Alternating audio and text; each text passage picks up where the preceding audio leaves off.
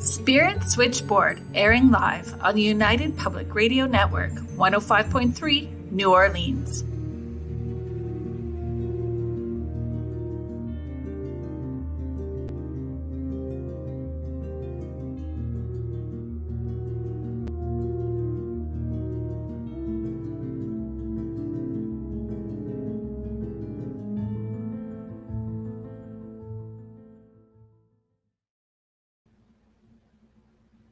Hello, everybody. Welcome to Spirit Switchboard. We are broadcasting live from the United Public Radio Network and the UFO Paranormal Radio Network, 105.3 and 107.7 New Orleans.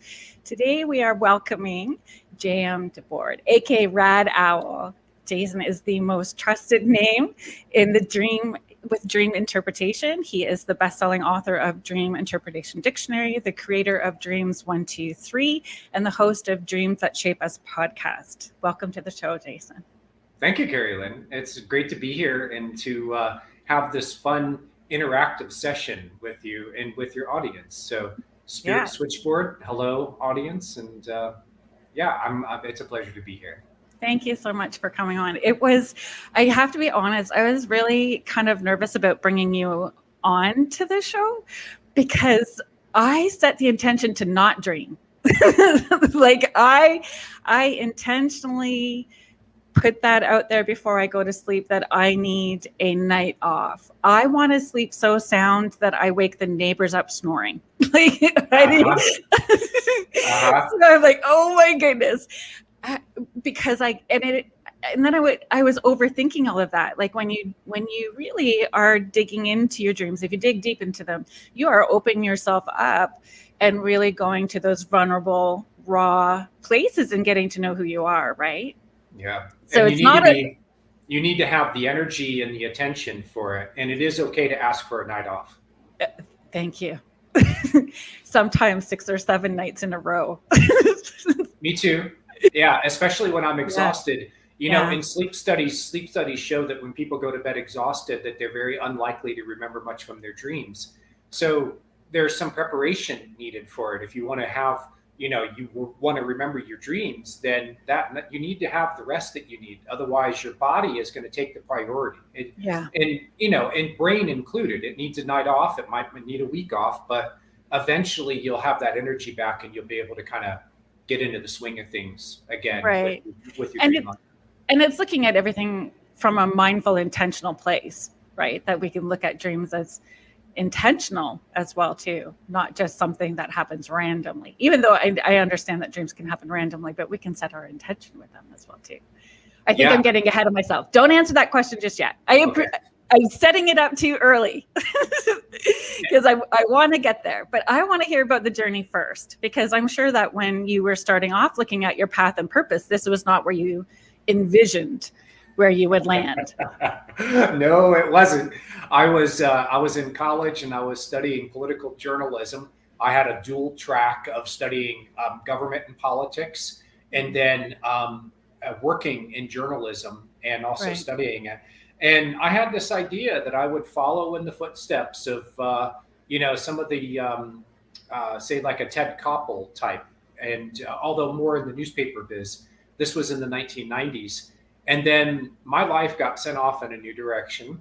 And it was because I started working with dreams after a friend of mine, a neighbor, handed me a chapter of a book that was in preprint.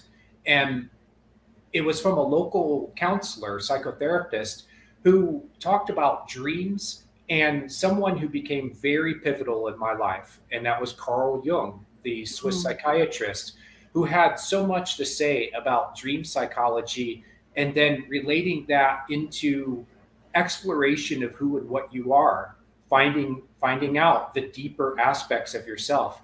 And at that time, in my life, I was very externally focused. I was in college. I was looking forward to a career, very active in my campus community at the University of Cincinnati.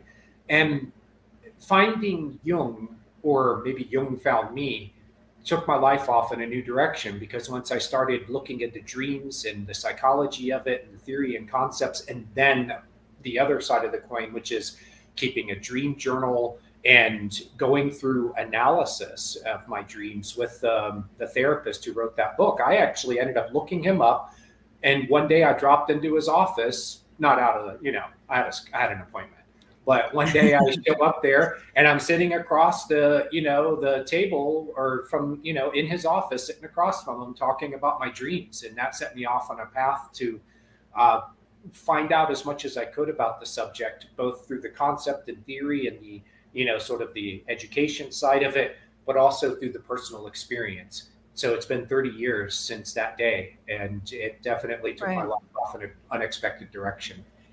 So having 30 years behind you in your own personal journey, supporting others on their journey, writing about it, do you find that, have you had moments where you're still learning something new, where you've met a client or run into somebody where there's okay, that's a new one, here we go? Do you have moments that surprise you still?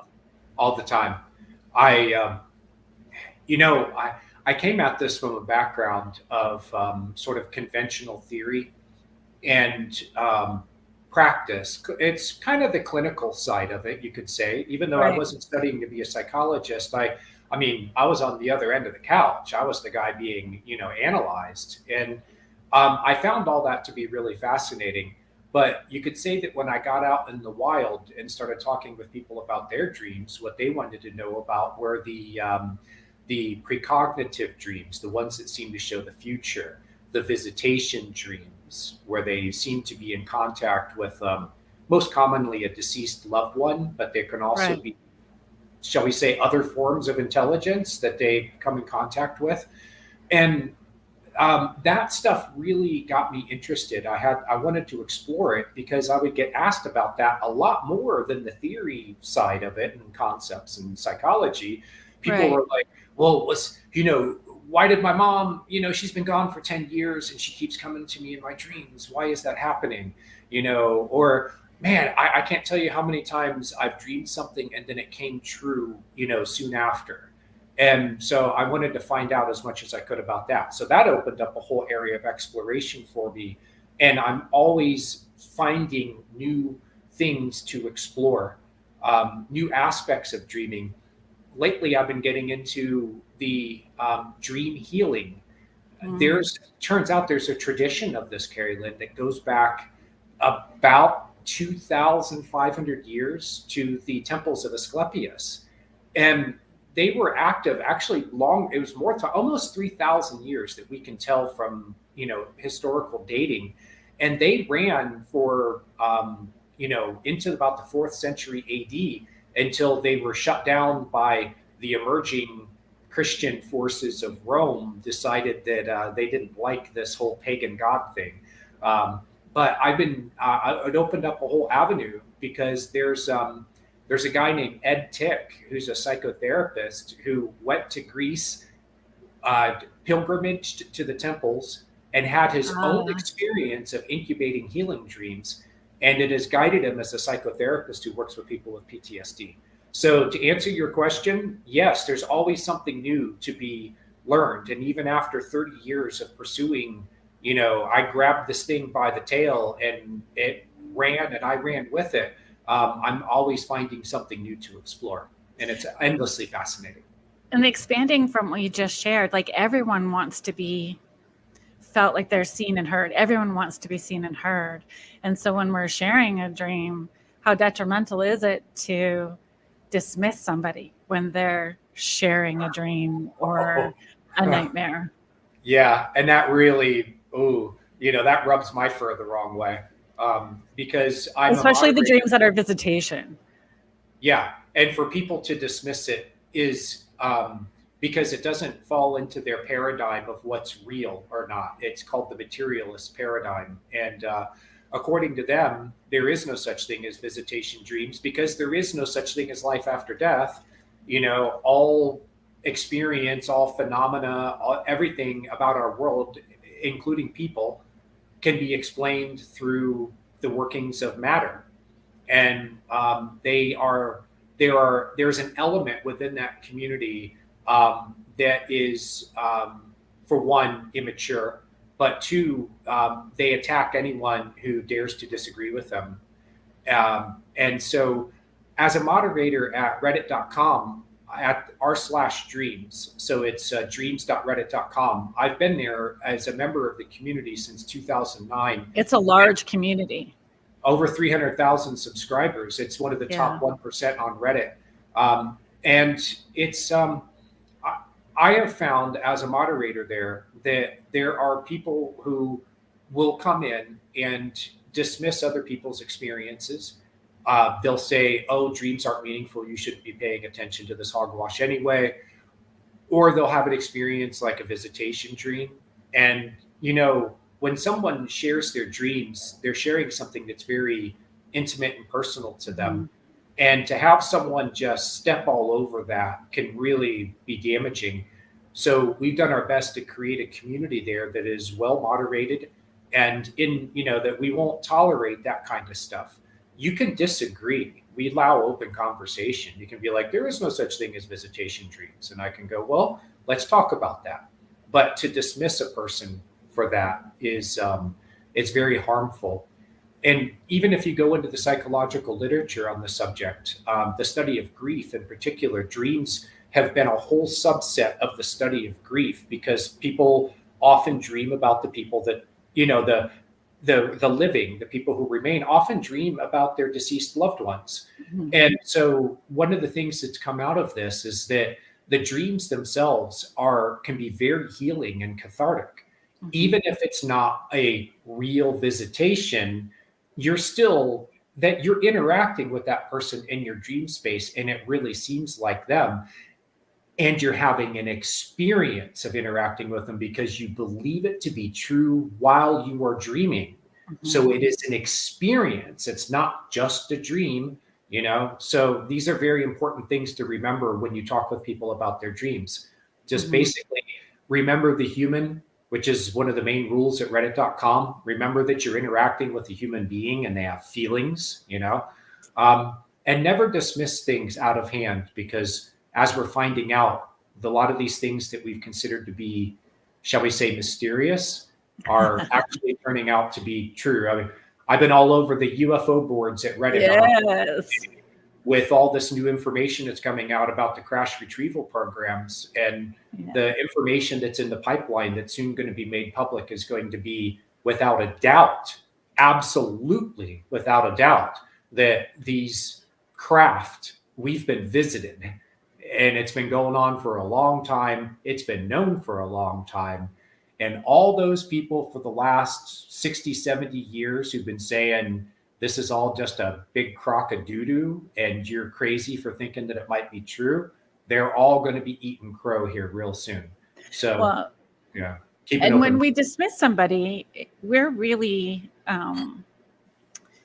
changing the dynamics where one person can be in more control or in more power than that other person. When somebody is vulnerably sharing a transparent moment and you take that away from them, so they shrink and hide, they no longer share, they no longer express themselves, and that changes the power dynamics in that. I work as a medium, so I've had that ability to connect to the other side from the time I was little. It's been my truth and my reality since I was small. So I have clients continuously say, and it does bring them comfort when they are dreaming about their loved ones that are on the other side. A common thing is that they don't speak. And that the communication is telepathic. Yes. If there's a two-way conversation going, there's different things that Edgar Cayce said about this that people can find out if they want to know how to differentiate those dreams. Go ahead, Carrie. No, that's okay. You can feel free to share, because you have, this is your world. You are bringing me into your world and educating me, because like I said earlier, I was nervous because I intentionally try not to dream. So this was my opportunity to be okay with that too, and to ask questions from a place of wonder. I am always in a place of wonder, and I want to ask as many questions as possible so I can understand. and come from a Well, place of understanding. then let me point you towards dreams123.net. Yes. And that is my blog. It started off that way many years ago. And I compiled a checklist on there. It's visitation dreams is the main headline of it. And it's um, is it real? Basically is the subtitle. And so what I found is that there are differences between dreams that are conventional in the sense that your loved one is an image produced by the dream for you to interact with we'll call it the psychological impression of them that is imprinted into your mind. Right. This person was an important part of your life, and there's a whole memory structure complex associated with them. And even though they're gone physically now, their memory still very much exists within you. And it's a vibration you remember. Yeah. And even like the sort of an energy of the person, you can sense that and feel it in the dream. Now, you can have a conventional dream where you are interacting with what they represent to you, the impression of them. A lot of people, they're dealing with grief and loss. And the fact that that person is no longer an active part of their life, their brain is literally remapping the memory structures around that center of their brain that used to be devoted to the person that they love. And now that person is gone, and their brain actually has to rewire itself. So you're going to have a lot of dreams that are these neurophysiological processes, memory processes, emotional processes. And then you're going to have dreams. Some people, let's be clear about that. This doesn't happen for everyone. Some people will have dreams where the presence, the consciousness of that person comes to visit them in the dream state. So on my blog, I put together a checklist. What makes a visitation dream different from an ordinary, shall we say, conventional dream? And one of them is what you mentioned, telepathic communication. The mouths don't have to move. You can get sort of thought forms from the person. Mostly you feel them. You can have conversations that you translate as words, but they don't necessarily begin as words. What you're getting are information downloads from the person, the consciousness of the person that you're interacting with. They never bring guilt trips. They never look like they're sick or in distress. They never come to you in anger, sadness, fear. Those dreams are the ones that you're working through your internal stuff. It is not them. So in that checklist you can find, because I think it's important for people to be able to know, especially when it's like, my mom, she's gone now. She came to me in a dream and she said, "Save me, I'm dying." And, like they think that there's something happening in the afterlife where they need help. And I mean, talk about powerless. But what the dream is doing is maybe helping you to reprocess that sense of powerless that you felt when they were near the end of their life and there was nothing you could do to save them. It's creating a scenario for you to re-experience those emotions so that they can be reprocessed and, shall we say, put to rest. I've always said to clients that it's always going to be a loving, positive feeling attached to whatever the message is, and vividly clear. Like, you write out the details, stick it in your drawer, wait 3-6 months, a year, write it out again, and those messages, it's the exact written detail back to back, where it just doesn't ever change or fade or go away. It's the experience that's really sticks with you. There's such a big difference in that visitation type experience as opposed to a dream where you're working out some deep-rooted emotional spaces, right? Yeah. So they come with a message too. There's usually something. Exactly. In one case, there was this came from the literature of the Edgar Cayce material. There was and it's an Elsie Sechrist book, Dreams, Your Magic Mirror. I think it's in that one, or it's in Harmon Bro's book. Sorry. But in the case, this was a lady whose mother had died, and the mother came back in her dreams and started communicating with her.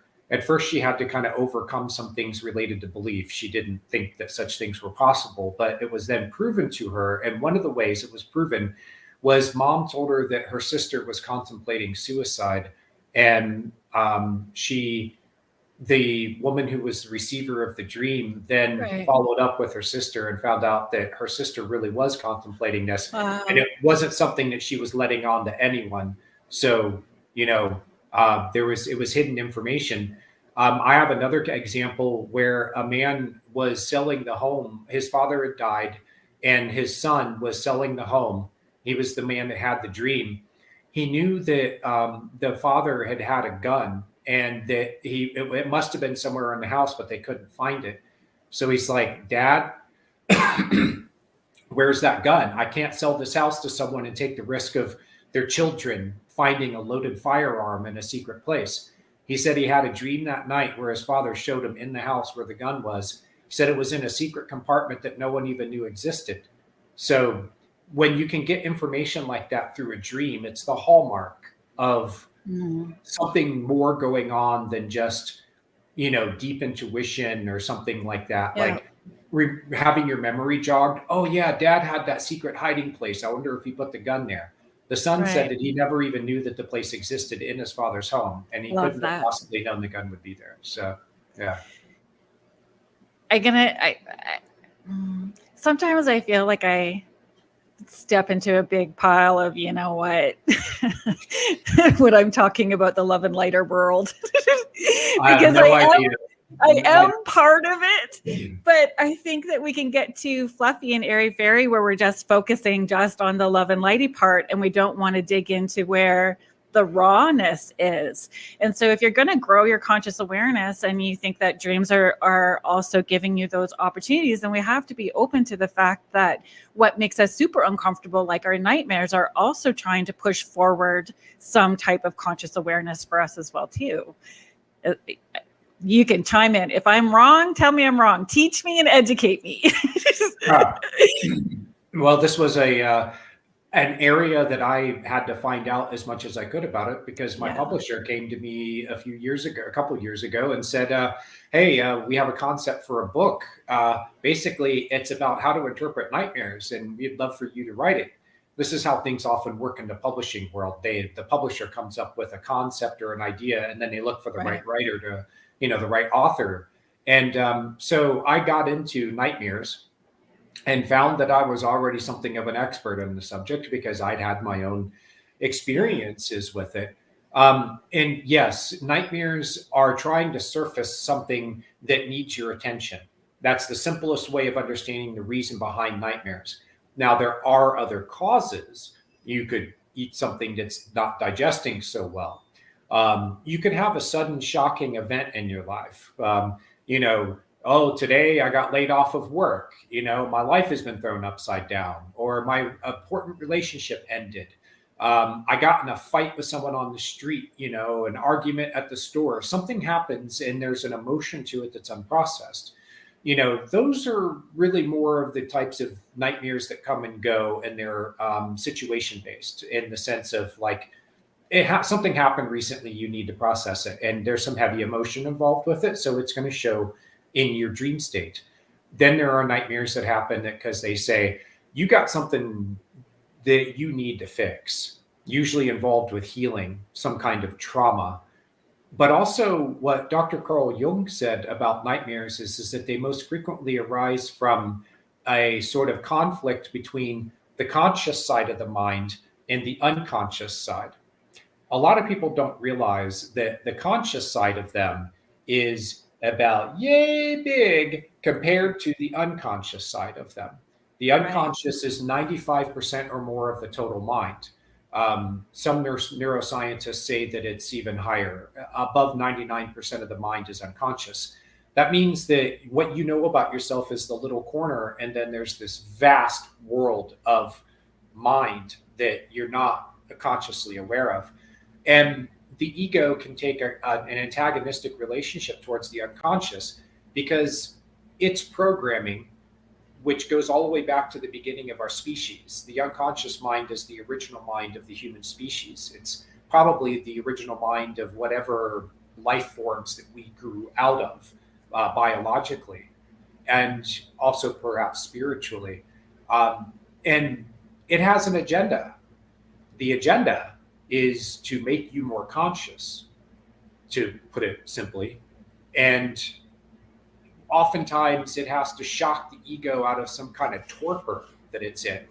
Mm-hmm. So it raises or surfaces information that's uncomfortable for the ego. And that's the way that the ego reacts to the content determines what type of experience it has while it's dreaming. That could be a nightmare because you are running from something that is actually coming from you internally. And there's information that you don't want to know.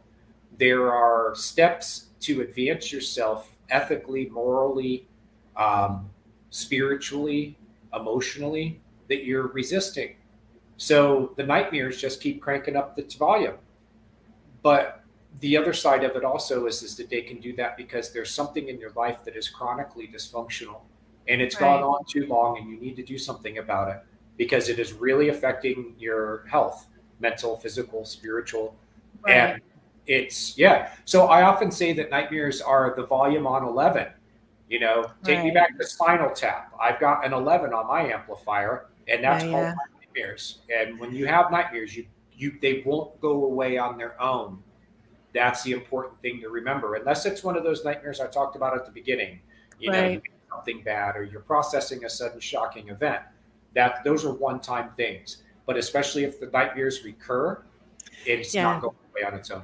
That was leading into my next question was if we have those here we go again sort of moments during our waking time, like where there's something that's repeating, trying to get our attention to take notice. So recurring nightmares would be that equivalent of here we go again until you pay attention to have the aha moment. Is that correct? Yeah. And the research shows that nightmares tend to go away once the message has been received. So if you want to, this is the number one thing. If you want your nightmares to go away, get the message. It may not be as easy. Like there might be, like if you live in an abusive household, like, you've got an abuser, they're in your space 24 hours a day, or, that might not be an easy situation to be able to handle. But if you recognize that the bad guy or girl in your dreams is a representation of that person, now you can understand the content better and you can do something. How do people who you hear about them being caught in abusive relationships for, months or years, how do they eventually make the decision that they're going to get out of it? Sometimes it's because their nightmares will force them into some kind of action. There's always something that you can learn from your dreams, even the bad ones. And the bad ones are especially important for addressing the things in your life that need to change. Right. It initiates growth, or it's trying to push growth. Yeah. And much the same way like shock therapy, it's kind of a drastic measure. But here's the thing that we find out from dreams, from the study of dreams, is that oftentimes the message was already in earlier dreams that were much milder than the way they presented them, but you don't get the message, so they keep cranking the volume, and eventually it rises to the level of nightmare.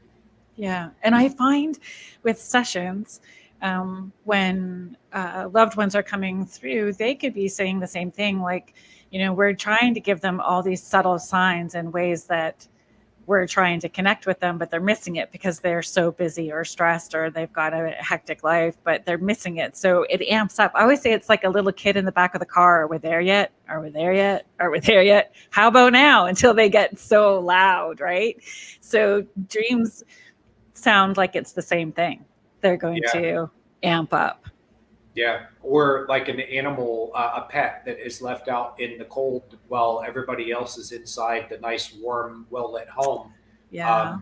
And what happens over time is the animal, I'm thinking of like a dog that's out, what are you all doing inside? And you're leaving me out here. And they'll become more and more distressed, and they'll start showing it. They'll start acting out. And you could think of sometimes the things that are going on in your dreams that are of that nature. It's some side of you that's saying, I'm trying to get your attention. And if you won't do it yourself, I will keep insisting. And it's going to Right. get louder. It's going to get louder and louder until you give me the attention that I'm asking for. We do have a comment from a Facebook user saying, I have a detailed, vivid, bloody, reoccurring nightmare that my twin sister, brother, and mother are trying to kill me. Well, we would need more detail. I can only give kind of a surface answer to that, Yep. and it deserves more of an answer, a deeper. And that's okay too, to send them where, or guide in the way that you feel best, right? Well, yes, and so what I'll do is I'll share with the person who asked the question what I've from my experience with that type of dream. For one, is the something about your relationship situation feels like it is killing you. In the same way that when we use a figure of speech, we say, God, the stress is really killing me. Right. Well, it doesn't mean that there's someone's grabbed the knife and they're chasing you around the living room, but it's an expression of how you feel. Dreams are very good at dramatizing that. They exaggerate, but in the same way that a metaphor exaggerates. It makes a comparison between two things to express a deeper underlying and usually very personal meaning. Right. In the case of dreams and nightmares. So when these family members come at you and they're killing you or trying to kill you, that would be the first place we would go if we were doing a dream work session together. Is we would go, okay, is this metaphorically true? Sometimes just acknowledging that that's the way that you feel helps to lessen the impact of the dreams and the future dreams and the way that you feel about the ones that you're looking back on, because oftentimes those kinds of dreams feel energetically very present and alive in you. It's like you're still being hunted down by your family members. And if you can understand that there's a deeper expression of feeling and that maybe it just is something that needs to be acknowledged because probably you're justifying something to yourself, is, like you'll hear someone say, well, yeah, they treat me that way, but I deserve it because I did XYZ. I wasn't I wasn't a good child. So of course my mom is going to get upset with me, or I caused a lot of pain for my family. So, the whatever it is that they pay me back, that they react towards me now, I deserve it. And so there's something deeper in them that's, if they having dreams like that, there's something deeper in them that wants them to, re-examine that. This other thing about a dream where family members, anyone is trying to kill you is it does express a dynamic that something needs to change. Death in dreams is usually related to that. In my book, Nightmares, Yes. Interpreting Your Darkest Dreams, I have an entire section on this subject where we talk about killing and the different ways that dreams create scenarios that express dynamics of what's going on in relationships and in your feelings. And then there's one other thing to consider is that if you look at something like that and you go, well, there's nothing I can find in my relationship with those people who are trying to kill me in my dreams, these family members, we all get along great. There's no conflict between us. I don't feel guilty about anything. So why would I be having such a brutal dream? And there's obviously something needs to change, and it might be in your attitude or relationship towards those people. Because the thing you find from dream psychology and just experience with dreams is that the characters in your dreams are all aspects of yourself that are brought to life. So it looks like mom, dad, brother, sister, uncle, aunt, best friend, teacher that you knew, the people who are now actively part of your life or were once part of your life. These characters will be coming in all the time into your dreams. And they're all you they're personified aspects of yourself brought to life. So you would turn the question around and go, well, what is it about me that is taking form as them? And why is my interaction with them characterized as this violent situation? And it could be that you find in the end that you're doing violence to yourself through the way that you talk to yourself. It could be that you've internalized voices from the people, like, within the situation. It's presumably people that the person grew up with. And you would go, well, was there something that about your interaction and your relationship with them and the way that they responded to you that you've internalized, and it is doing real harm internally? I've seen this in a lot of nightmares where people have internalized voices of shame and criticism, and they continue repeating them to themselves. You have something I can hear that sudden intake of breath. No. Say. I know with clients, not necessarily a personal experience, but I know with clients that guilt or shame can create so many blocks that do play out in dream time and showing up as nightmares. And I do see that with clients as well too, repeatedly. Yeah. The client that did ask that question said 100% metaphorically true, and thank you. Good. Okay. I'm always happy to hear that dreams can be they can reach so deep inside a person, and I don't even know, the client you're talking about. So, for me to be able to sit here and, even get close to what they're experiencing as their truth is, it's a cause for celebration. Yeah. In your book, Nightmares, Your Guide to Interpreting Your Darkest Dreams, you're very transparent with sorry, I should have waited a second. I know where you're going with this. Okay, go ahead. Yeah, no. You're very transparent with your journey, both with your nightmare and aspects of your life, in seeking help and how you sought help in various methods as well too, alternative and otherwise. So would you mind sharing that with us? First, I want to say that as soon as when the publisher brought the book concept to me and said, we want you to write this book, we're giving you free reign to do it the way that you can do it best, but just write about how to interpret nightmares. And the first thought I had was, I am not going to talk about my experience because this is not ready for prime time. Right. And it's vulnerable and transparent. Yeah. And people can wonder whether you're, because what I experienced is the kind of thing that can make you doubt whether you have a full grasp on reality. Because you're talking to somebody that talks to dead people for a living, so you're in good company today. Okay. All right, then let's get into it. This was important. What I realized is that I had a responsibility to talk about my experience because there are other people who've had them.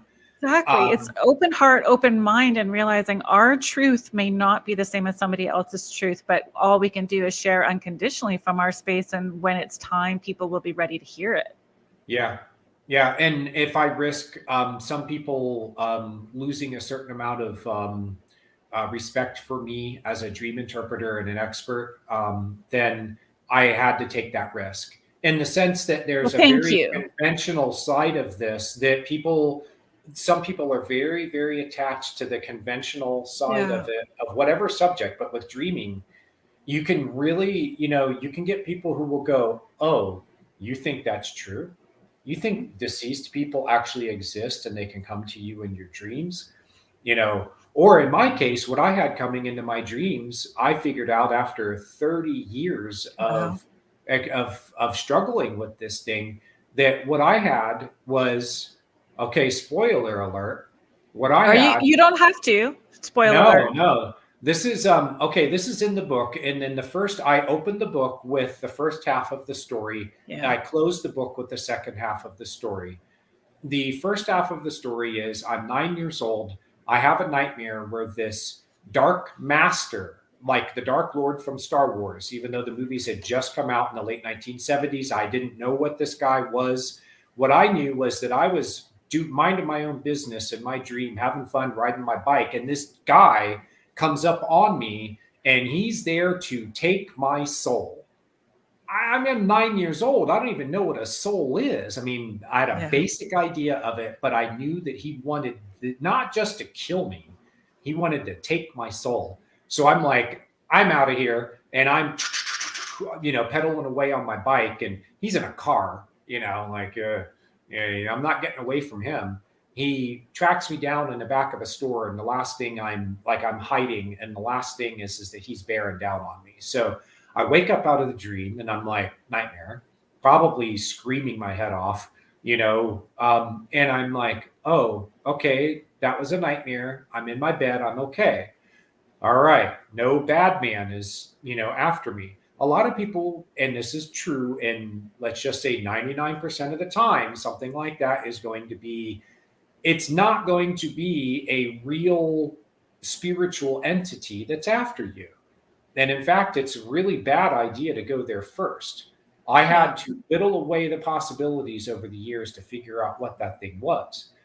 What happened later is that I went into this basically, this guy kept popping up in my nightmares.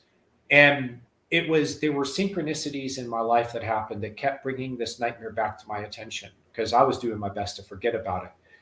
And then I got into my teenage years and I just kind of left a blood trail behind me. My psyche was shattered by some experiences that I had. And this guy followed the blood trail. This thing in my dreams, I say this guy, he later identified himself by name. And I had confrontations with him in my dreams, very vivid, powerful, epic confrontations with him. And I had a sense that he was more than just a nightmare figure, but I couldn't admit that to myself. I Yeah. tried very hard not to admit it to myself. And so that gets me into my late 20s. I continue having nightmares about this guy, epic battles. And I got into my 30s, and this guy would always show up when I was like starting to really rise out of the dark places that I'd been in my life. And he was trying to drag me back into it again. So I noticed these patterns over time, and I started getting the idea that there was more to him because details started emerging about him and about the situation that had caused him to continue being attached to me because it was part of a generational curse. Mm. So this is generational trauma exists. It gets passed down. You can sometimes have memories of trauma that happened in your family that you don't Sure. even realize that these are memories that are you experience them as if they're your own memories, but they're not. These events never happened in your life, but you can re-experience these things that happened to your ancestors. And so generational trauma has been shown to pass down this way. And there is a whole kind of subset of people, and I bet as a medium that you've probably dealt with something along the lines of generational curses, where something happened that was so violent, so traumatic, that it caused an energy that gets passed down to the future generations.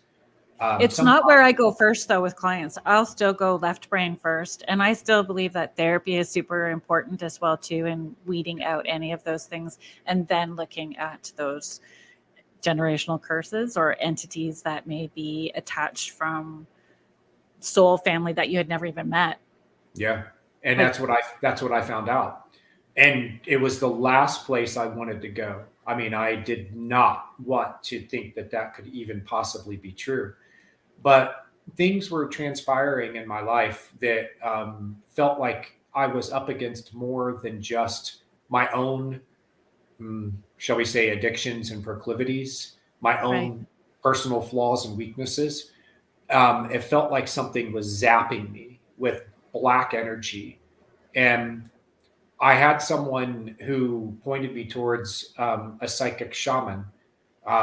He's a counselor, left-brained, like he's Perfect. master's degree in counseling, Yeah. very much knowledgeable of psychotherapy, but also an energy worker and a trance medium. It's His name brilliant. is Steve Rogat, Rogat. Steve Rogat. Highly recommend Steve. Love you, Steve. He's down your way, by the way. He's in Florida now. I know you're in New Orleans, but No, I'm actually in Guelph, Ontario, Canada. I'm just outside of Toronto. oh wow, okay. Well, yeah, an interconnected world. I should know. Okay. Yes. Yeah. So Steve was recommended to me because somebody in my life recognized that there was more going on. She had the same feeling that I did about the situation. Right. That there were deeper roots to it. And I went to Steve. I told him my story, and he does the consult his spirit guides thing. He just kind of withdraws into himself, and he comes back and he goes, my friend, you have you've got a generational curse going on here. And this dude in your dreams is actually a metaphysical entity that was the one who cast the curse against your family. And he is tied to the black magic that he used. People might say that this is, I'm sure there's some minds going, like black magic, curses. You believe this crap? This has been going back centuries. We have piles of documented evidence that there were members of occult and mystery schools and Luciferian and satanic black magic groups. They have these traditions in all different religions. There's the left-hand path, the dark path, and there are people who acquire power through it. They are the Sith, like the Jedi. There were the Jedi who were the Luke Skywalkers and the Yodas, and then you have the Sith, the Darth Vaders, and and I just recently found out that this is acknowledged in occult practice, that if you dabble in the black magic, that there will be an aspect of your soul that will always be chained to the power that you abuse, and that after you die, this part of yourself will remain in the earth plane, tied to the power that it used against people. And that I didn't know at the time that's what I was dealing with. What I know is I'm sitting in this guy's office and he tells me this stuff and I'm like, okay. And then his next question is, you ready to do something about it? And I'm like, okay, yeah. So we basically conducted a shamanic ritual. He started off by working my energy system. And he said that he found a black thing between my shoulder blades over my heart chakra. He said that this was like a blade that had been stuck into my back, an energetic, metaphysical thing. But he said that it was there, it was lodged there, and that this is how this sorcerer was zapping me with black energy, dark energy. And I was like, that explains then why I sometimes have these electrical feelings through my body of being hit with something bad, And he said that also he used it to sort of whisper into my mind and get me off track when I would be kind of full of light and love and living the light side, He's like, yeah, this thing wants you. It wants you on the dark side. So like, boom, Luke Skywalker, what did they do to him? They tried to convert him over to the dark side like his father Darth, Anakin. So now I have a mythology to follow, even though it's from movies. There's a whole mythology behind Star Wars that people identify with, that battle versus light versus dark. So we went into shamanic ritual, and I actually had telepathic contact with that. He called himself the Dark Master. And so that was my experience. And I can never, when I have people who come to me for help with their nightmares, I don't go there first. I don't go there second, third, fourth, or fifth.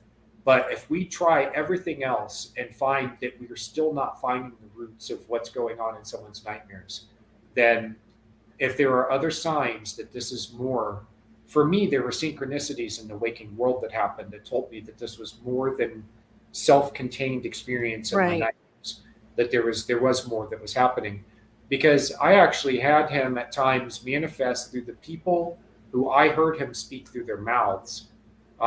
This was one time that, for lack of better words, I'll call him a crackhead. He was obviously somebody who was a street person who was under that spell. And I was talking with a friend about this stuff because he had just had a paranormal encounter and I was trying to help him to understand it. And this man walked up out of the blue and he looks at me with the most hateful look in his eyes. And he says, "Stop talking about this shit." He couldn't hear what we were saying. We were having a low key conversation 50 feet away from him as he's walking down the sidewalk. And I see his head snap over like he's possessed by something. And his head snaps over and he looks at us. And I could feel his dark presence coming and congealing into Right. our space, and walks right up and looks me in the eyes and says that. And I'm like, wow, man, like, you know, so I have to treat these things as real. It was the only way of confronting it. And this is something that I've learned through my friend Linda Schiller wrote a book called PTS Dreams. She's a psychotherapist. And one of the things that I learned from Linda is that you have to treat these experiences as having a reality to them, because otherwise they're too easy to dismiss as unreal.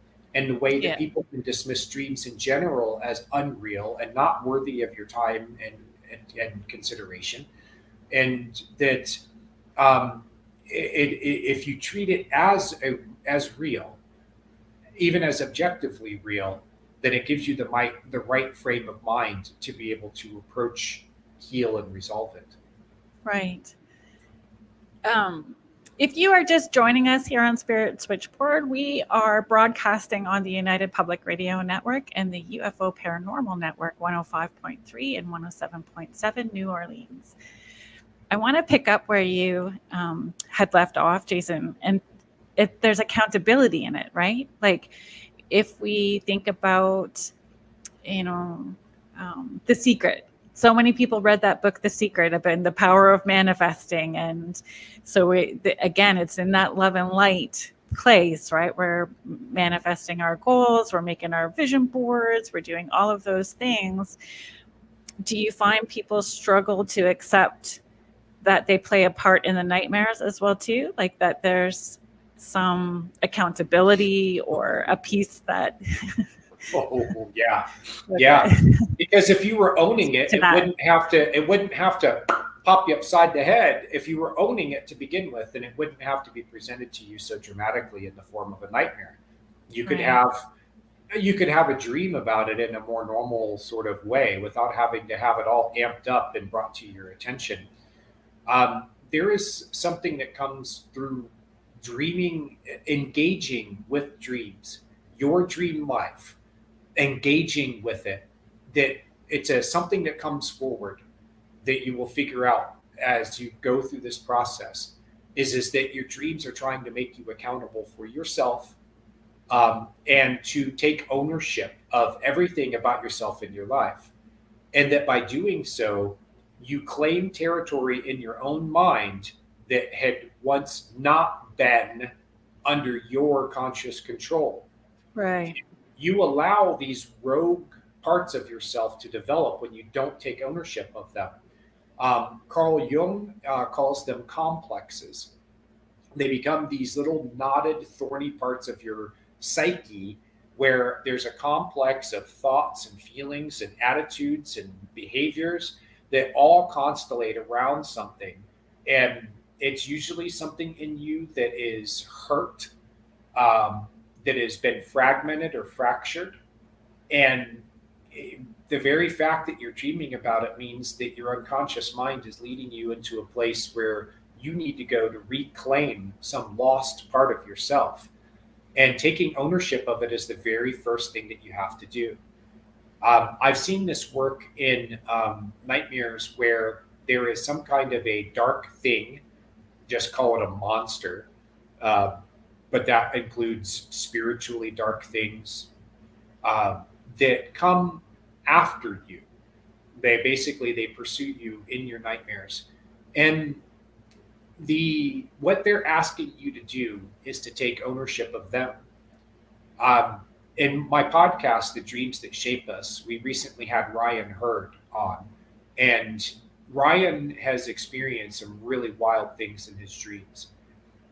One of the things that he learned to do in the dreams is that no matter how dark something was that approached him in the dream space, how monstrous, how frightening, he said he learned how to embrace it with radical love, and he would watch it transform before his very eyes. And so this is what we're being asked not just to take ownership, but to embrace it all with love and to own it. Even though you might feel like you didn't cause it, you're not the source, you're not responsible. It's out there and you're in here.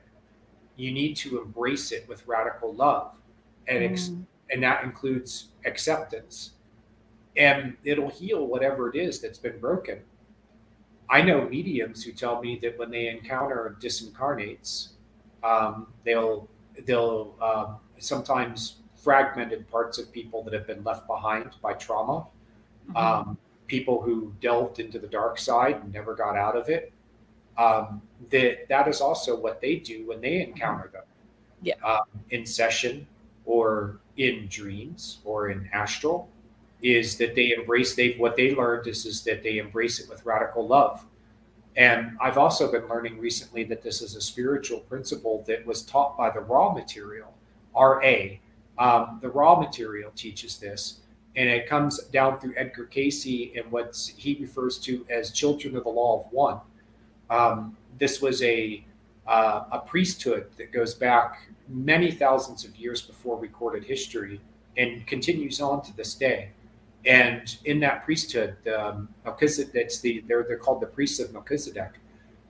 They practice this radical love, and their mission on earth is to find all the broken pieces and reunite them with the Maker. And that includes the most horrendous people who've ever lived and are still living in this world, and that they're embracing it. So to circle back to dreams and nightmares, this is one of the things that you can learn for yourself by embracing everything in your dreams with that radical love, and you can see them transform before your eyes. And you can also have experiences of the divine light in your dreams is like anything. It's unlike anything that you can't imagine what it's like. But when you do this practice of radical love, you learn it in your waking life, it carries over into your dream life. And by practicing it and applying it to what you encounter in your dreams, you find that it actually activates this power of divine love. In season 3, episode 1 of The Dreams That Shape Us, we had an interview with Professor Scott Sparrow, and he talks about his experiences with this. He's a professor of counseling, and he's a longtime lucid dreamer, and he talks about his experiences of encountering the divine light in his dreams and of it filling him with radical, unconditional love, like his entire being became light and love. So, and he also teaches how to find your way to that place. He had certain meditation practices that he did, and he actually lays out in the episode that we recorded, the interview we recorded, how to do that for yourself. Oh, that's brilliant. Thank you for sharing that. I want to share a couple of the comments that are here with you. Great. Just bringing us back to when you were sharing the dream that you had that was recurring from the time that you were young to you're older. Yes, your nightmare, sorry. No, it's okay. Yeah, Tristan was sharing he's had, have had a very weird dream occurring since they were a kid, now 35, and it happens from time to time. It's a blob of soft serve ice cream. It's all black around it and keeps getting bigger and puts me into a panic. And they've had that since they were 5 and they're now 35. I've seen this before. And the most common explanation is that the blob of blackness is a representation of deep unconsciousness. It's when we use a term falling asleep, and if you stop and examine the language and related phrases, you find this theme of falling. When you go to sleep, you're falling into unconsciousness. And then as you go through different sleep stages, you're falling into levels of unconsciousness. And one of them that we experience every 90 minutes as we're sleeping is a period that can last from 5 minutes to half an hour, 45 minutes or more. And it's called the delta stage of sleep. And in the delta stage is the most deeply unconscious phase of sleep. Your delta waves are in a frequency of about 1 to 4 hertz. And that is very slow wave brain activity that is very different from what you usually consciously experience. The waking state of sleep is very different. And what happens is that people get afraid of it because it feels like they're dying. It's an experience of little death. You are so deeply unconscious, meaning disconnect, and while that deeply unconscious, you are also very disconnected from the experience of life through the senses of the body.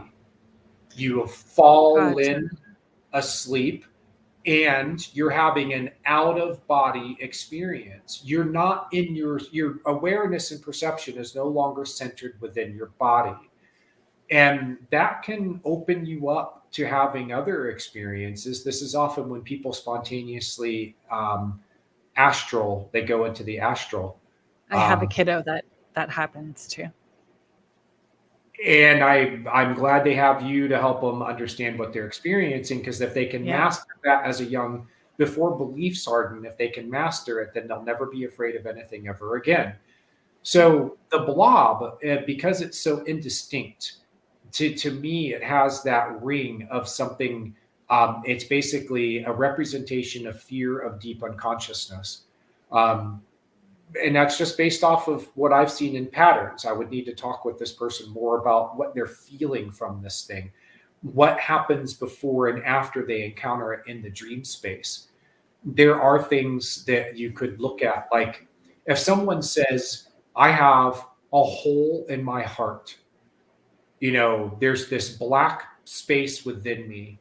They use that terminology for a reason, because there's a metaphorical truth to it. They feel like there is something within them that's just, it's just dark. And that could be something that could also be represented as this dream imagery. Right. Here's one of the things to remember about dream imagery. And I want to drop a little nugget for those people who are really into dream theory and just the experience of dreaming and understanding it better. The dream imagery is produced through the interaction of you as the conscious ego side of you goes into the dream space. It goes into this state of unconsciousness, and it encounters content that's being presented to you through the unconscious mind. But that content is information in the same way that a thought is information. You might render it as words or images, but it begins simply as information that is coming up in your own mind. Then you wrap it in imagery, or you wrap it in words. The same thing happens with dream imagery. You first interact with the information that the unconscious, it's called the unconscious content. The unconscious content is brought into the space where you can interact with it. And the dream imagery produced is secondary. Gotcha.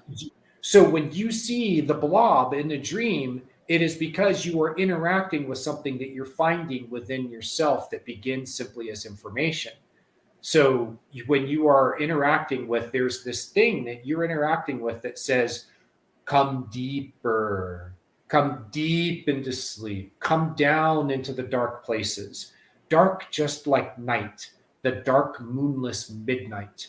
This is the darkness. This is the mystery. This is deep unconsciousness. This is deep rest. And the ego says, no, that looks to me like death. Thank you. I'm going the other direction. Except for me. I want to be that deep where my neighbors hear me snoring. Yes. Just let me rest. Yes. Yeah, I know. I understand that too. A lot of people I know who are psychic say that their dream life can be full of interactions with things that wear them out while they're sleeping, and they need to be rested up for the things that they're going to experience the next day. Recently, we had Jenny Claroscura on our podcast also, so The Dreams That Shape Us. Jenny started from a young age experiencing out of body and astral. And she started having, towards the end of the interview, she talks about how people come to her in her dreams for help. And she feels called to do this work of helping people to reunite with the fragmented parts of themselves. Like, it's called soul retrieval. The phenomenon is called soul loss. And the retrieval of it, like what she does in dreams, is called soul retrieval. And soul loss means that there is some part of you that experienced something traumatic that made it want to not be fully present in this physical world anymore. Yeah. So it looks and it says, there's this whole spectrum of reality other than the physical one where all the pain is. So I'm going to go over here and experience life here where I'm safe. And that's, by the way, is down in your own psyche. Your psyche is the interface into what's called the imaginal realms. And that includes ethereal, astral. And so those parts of you end up getting lost. And those parts of other people get lost and wander around in spaces where they're basically trying to find their way home. But if home isn't safe, then they're going to stay out there. Yeah. And people who are gifted at this kind of stuff, they will often describe their dreams as being full of these encounters. And they do the shamanic work, the psychic work in the dream state. But it also, they sometimes say, I don't want it tonight. I need to rest. I'm worn out. I want to fall into deep unconsciousness and just, so I get it. Homer Simpson drool happening at the same time is all good with me. I was picturing Gramps, Grandpa. So what if we're looking at it, if we keep moving with that, like the kiddos that have night terrors, where they're having, and it's usually between those ages of 2, 3, sometimes it stretches out to 4, but my kiddo that has had astral out of body experiences was also the kid that had those night terrors. And I would love to hear from your aspect, because it was an intuitive connection for me and trying to support him through that when he was little. But he would say, I was seeing lights flying by me and these people that were scary to me. He was out of body in that night terror and couldn't pull himself back out of it. And in that place where the soul fragments were, where there was people, where there was unhealed parts of them, which is where he went. Wow. Huh. Yeah. Our house is pretty trippy. Yeah.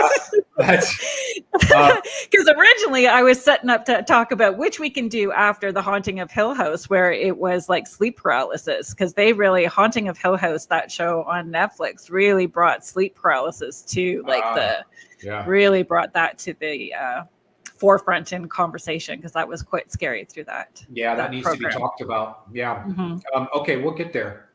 First, I do have an entry on night terrors in my book. And I talk a bit about sleep paralysis, but let's start with night terrors. There is, we'll call it a phenomenon, because it's like some people say it's a nightmare on steroids, a night terror. But let me just say that what I've experienced of it and what I know from working with people who have these things is it's an energetic experience. This is not the conventional way that nightmares form and the reasons for why we have them. It's usually because there is some kind of deeper trauma that has been imprinted into the nervous system energetically. and you're relaxing enough when you're in the sleep state for this energy to release. And so you're basically re-experiencing the energy of a trauma, but now the energy is disconnected from the original trauma, and you can have really wildly vivid, intensely gory, terrifying experiences that don't fit the conventional mold for nightmares. And if you go to a therapist with this kind of stuff, unless they're Oh yeah. experience with sort of the energy work, anybody who's an energy worker is going to recognize this stuff, if they have the right combination of skills and experience. Now, but if you look at a 3-year-old, you go, have they had experiences with life that's traumatized them so much that they fragmented? Probably not. Could there be that they're experiencing things that they are unable to process and experience because they're still open in a way that makes them okay, let me put it to you this Connected. way. Yeah, and connected in with something that they can't understand. Exactly. Now, a child at 3, 4, 5, 6 years old already has enough things that it just from life, they're adjusting to physical life and their social, their familial environment, the this world. I mean, they're new to it, and most people consciously forget. Yeah, they're new to it consciously, and they're trying to adapt to how to function and operate in this world just in the most basic sorts of ways. Can I pull down my pants and poop in the toilet successfully? I mean, this is a challenge for a kid, So it's a way of saying that they have enough things that can cause nightmares already because everything about life is new to them and a lot of it can appear frightening. Things that later on in life won't frighten them and it won't be the stuff of nightmares for them. But if you add in a child who is psychically impressionable, which most of them are still at that age, that they are budding as far as the gifts that they have are starting to perhaps show, or the beginnings of it are starting to come in. Yeah, I can see how that could turn into an experience that is a night terror, because what they're experiencing perhaps is sensitivity to the energies of broken and fragmented pieces of people that are floating around in this world. We've caused a lot of harm. We're still doing it. We as a species. I mean, if we just look back less than 100 years ago, 50 million people on this earth died who shouldn't have. Some of them died in nuclear vapor. Some of them died in infernos where entire cities went up. Some of them died in concentration camps. Some of them died through execution where they were lined up with their family members and someone pointed a gun at them and killed them. I mean, we are experiencing, I just give this as an example. We have a history of producing these traumas. And to think that it all goes away when the person dies is naive. And so if you have a child who is psychically sensitive and probably came into this world with some kind of mission to help, then I could see at a young age where they would start experiencing this. And it's really, really important to teach them how to set boundaries so that they can turn on their ability when they want to help, and they can turn it off when they can't, they get overwhelmed by it. Plus, I wanted to mention, I know past life dreams are a real thing. I know past lives are real. I know it's been proven scientifically, which I'm sure that there's some people out there going, yeah, prove it. Well, go to the Department of Perceptual Studies at the University of Virginia and go back into their 60, 70-year archive with more than 2,500 cases of study of reincarnation. Go and look at the meta studies that have been done on this that proved that it's there with a significant effect. This is real. It's true. I know it because I've had these dreams. Past lives became into my life in a way that made it undeniable. Well, here's one of the things you learn from the study of past lives. Guess when those memories start coming to you? Guess who's most open to those memories? Little people. 3, 4, 5, 6 years old. Yep, It really goes away by 8 or 9, but at that age is when it comes up. And these children could be remembering things that have happened in past lives that were bad. Oh, yes. Yeah. My kiddos, let me tell you. So we're eating dinner. My daughter has not been born yet. So my boys are, I think I was pregnant with her. So my boys were 4 and 3 at the time. And I was pregnant with her. And my one son says, I remember you as my mom, but you didn't look like this. He's like, oh yeah? I, was I taller? Please let me have been taller. And he's like, and he described it all out. He described it all out twice, the same kiddo. And then I was driving. We were living on the East Coast at the time, of East Coast Canada, and I was driving into Fredericton. They're in the back seat, and he says, Mom, it's okay if I die. You don't have to be sad. And I'm like, oh, okay. I would be sad. And he said, but you don't have to be sad. He said, I remember being in heaven with God, and Ryan and I we were friends, and we chose to be brothers in this lifetime. And we chose you to be our mom, and we chose you to help teach you how to be patient. And now I was not working as a medium. I was not taking my kids to church. I didn't talk about any of that stuff.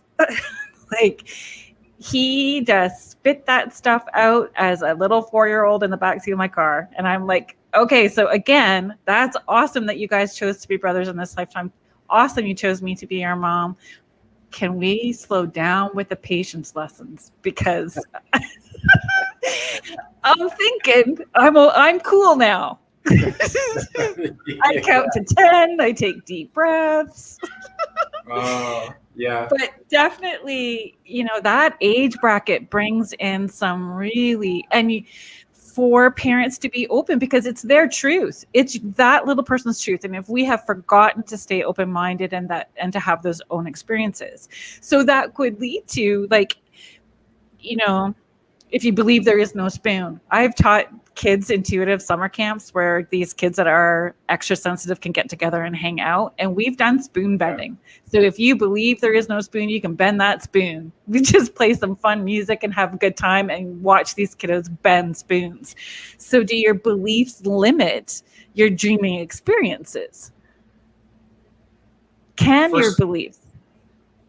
Yes, actually, first of all, we got to talk more about the spoon bending, because I'm under contract right now to write a book on the science of the paranormal. Josh, that's awesome. I was just writing about psychokinesis, and I got into the science of it. Yeah. But I'm also wanting to get more into the personal experience of it. Okay.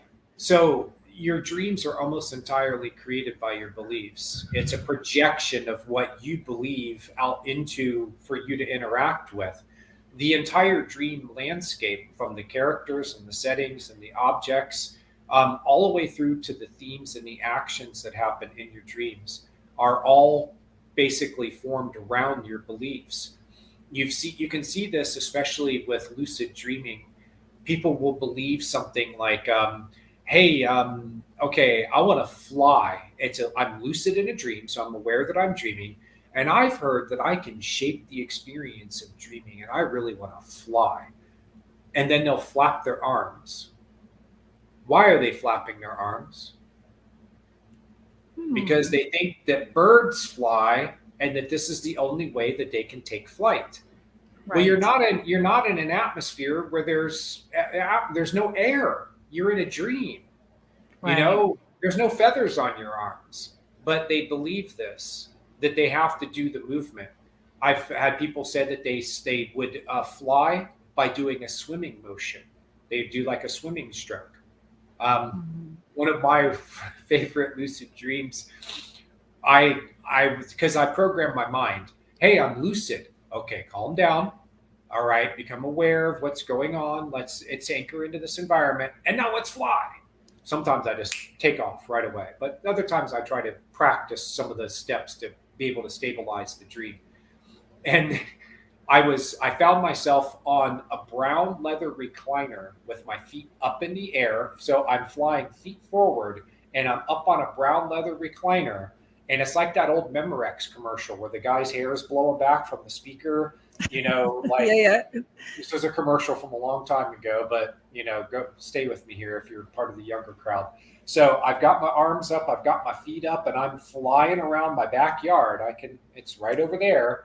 I can look out my back windows. I was flying around my backyard in a lounge chair. You know, for some reason, my beliefs made it so that I needed to have a prop with me. Right. Sometimes I can fly on my own. So beliefs very much shape what you think is possible, not only in your conscious life, but in your unconscious dreaming life. And it very much carries over into the dream space. Now, does that mean that if you don't believe in aliens, that you couldn't have an abduction experience or a UFO land in your dream? No, no, it doesn't. The dream can definitely reach beyond your beliefs to create these experiences. But you very much can limit what you think is possible in the dream space simply based off of your beliefs. Take it the other direction, and if you believe something to be true, like I'm magical, take that Well, you over in are. dream space. Yeah. Especially if you're Yeah. talking about one of your kiddos. Be like, Yeah. kiddo, you're magical. You ever heard of Gandalf the wizard? You know? Or, In this house, yes. yeah, yeah. Or, Let's be uh, Harry Potter. yeah, Harry Potter, and watch them go into their dream space and feel empowered. This word, I think, is very important because you hear it a lot in the very deep study of consciousness and dreaming being a form of consciousness that's very, very interesting from a research standpoint. There's so much we can learn from it. But you find that something that's mentioned about this is that the um, with along with your expanded consciousness becomes an expanded sense of your power. Now, in a dream, it might be, let's say, the power of telekinesis. You have the power in your dreams to move objects with your mind, a flick of the wrist, a Right. toss of the wand. Well, people would look at that and they go, well, that doesn't have anything to do with ordinary reality. And you make kids think that they can move objects with their mind, next thing you know, they're going to be on, Ritalin. Um, but here's the thing is that it actually does translate over because people have the power to move other people with their words, with Mhm. their ideas. Now you do have the power to move things. So that is, I think, an important thing to consider is that the dream world becomes a place for you to practice. Yeah. And if you can open up your beliefs about what you can do in the dream world, it empowers you. And vice versa, by the way. You Yeah. find more empowerment through in your waking life, and you turn around, and now you've found that it's bled over into your dreams in a way so that you feel more powerful in your dreams. Um, I'm I'm looking in. There's a psychic named Ingo Swan who I've been following. He's dead now, but Ingo was in the remote viewing program. He trained Mhm. other remote viewers. He was a very, very gifted person. And he talks a lot about how empowerment is actually scary to the sort of societal cultural structures that already exist, and that there are a lot of forces that are trying to disempower us. So I would say grab them when they're as young as you can get your hands on them, and make sure that there's some corner of their mind that always believes that Mhm. things are possible. Because as you mentioned through manifestation, we know that beliefs are the what you believe to true be true becomes true. Um, Right. or as the Huna shamans say, or the Huna is a tradition. It's the root of the word kahuna. A lot of people have heard of the big kahuna. A Right. Huna was a practitioner of the Huna way of life, a philosophy that also involved a lot of magical stuff. They had the Huna, the native shamans of Hawaii were some very magical people. And their number one thing that they know to be true about the world, we say belief, but they know this to be true, is that the world is what you think it is. So the very way that you experience life and life in the world reflects itself back to you is based off of Mhm. your beliefs. So it's a very, very powerful, probably the most powerful faculty of the mind, for creating reality. And understanding that it all has to be in alignment. Your thoughts, words, deeds, and actions. Like you can say something, but if you're not feeling it, believing it, and acting in it, then it's not in alignment. So Yeah. those thoughts, words, and that um, we're human. So we're still going to have human moments that are not all the yummy kitten toots and unicorn feelings. We're going to feel anger and sadness, and those things are okay. So when you get out of alignment, still owning those feelings. But I have taught many people, including my children, this phrase, like clear, cancel, and delete that thought. Thank you very much. So if I have put something out into the universe that isn't in alignment, that's going to throw me off kilter, immediately recognizing that and saying, we're just going to clear, cancel, and delete that thought. Thank you very much. Like trying to roll it back in, You're owning it too. And that's exactly, taking responsibility. Demonstrate for your child that people can make mistakes and correct it on the spot. And, now we're all better. By the way, I wanted to, where is he? Oh, I got to go this way. That is Niles. And I noticed you have he's my boy. He likes this spot. This is where I do a lot of my writing. During this time of year, it's too hot to be outside and here in Tucson. So I sit right here and he'll come right up behind me and he starts purring and sometimes he'll kind of bring he's just the best cat. They feel it. They feel when it's good energy, right? And they want to be a part of it. Yeah, he's my boy too. And I noticed that you have an owl behind you. We talked about that via email before we came on the air. My nickname is RadOwl online, and you were asking me about the origins of the nickname, and I said, well, you take rad, R-A-D, put it together with owl, and you have owls are thinkers and wise, and you have rad, which is radical, different way of thinking. So you have a radical thinker. And a lot of the things that I've gotten into that dreams opened the door for me to get into started there. Precognition was something I had to find out through dreams. And I found out there's a whole science of precognition that is science. It's validated. It's out there. There's, a history of the study of this going back decades. There's really good theories and work that gone into it. A lot of case studies, tons of anecdotes. So as a radical thinker, I've had to, in some ways, drop the pretense of being anything other than a radical thinker. So I kind of owned that side of me by assigning myself that nickname. Plus, it's kind of cool. It's super cool, and you've had it for quite a while. Yeah, I have. That's how you're known. It's on reddit.com. You can go to reddit.com/u/RadOwl, RADOWL. And that's my user history. And you'll see that I signed up there. I started interacting with the community in 2009. And I've got a posting history there that I encourage people to follow because I interact all the time with people centered on their dreams. And that has now created an archive of information that's really deep. Tens of, probably, I would say over 10,000 comments and posts, mostly comments. And I teach people how to, for one, talk with others about their dreams. But I also use it as a platform for teaching what I know. I now have 4 books out about dreams and dream analysis, dream interpretation. I've got 2 more that are written. I'm just waiting. I got to clear the pipeline with other work to be able to finish these guys and get them out there. So basically, I've got a lot of teachings about dreams, and I share it freely online. And if you want to see not only a taste of that content, but how I apply it, when somebody says, I had a dream and XYZ happened, and then I come in at Reddit and we have a discussion about it, and you can follow the thread and see the back and forth that I have with them.